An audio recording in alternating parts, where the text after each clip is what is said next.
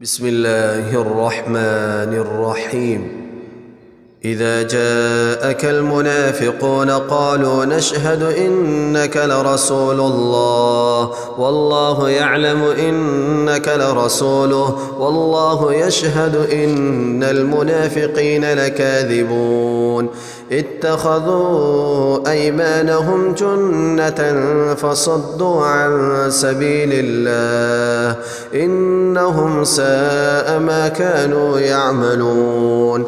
ذلك بأنهم آمنوا ثم كفروا فطبع على قلوبهم فهم لا يفقهون. وإذا رأيتهم تعجبك أجسامهم وإن يقولوا تسمع لقولهم كأنهم خشب مسندة يحسبون كل صيحة عليهم هم العدو فاحذرهم قاتلهم الله أنى يؤفكون. وإذا قيل لهم تعالوا يستغفر لكم رسول الله لووا رؤوسهم ورأيتهم يصدون وهم مستكبرون. سواء عليهم أستغفرت لهم أم لم تستغفر لهم لن يغفر الله لهم إن الله لا يهدي القوم الفاسقين.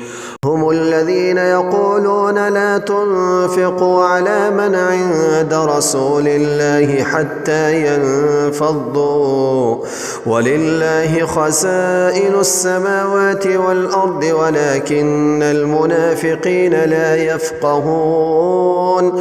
يقولون لئن رجعنا إلى المدينة ليخرجن الأعز منها الأذل ولله العزة ولرسوله وللمؤمنين ولكن المنافقين لا يعلمون. يا أيها الذين آمنوا لا تلهكم أموالكم ولا أولادكم عن ذكر الله ومن يفعل ذلك فأولئك هم الخاسرون. وأنفقوا مما رزقناكم من قبل أن يأتي أحدكم الموت فيقول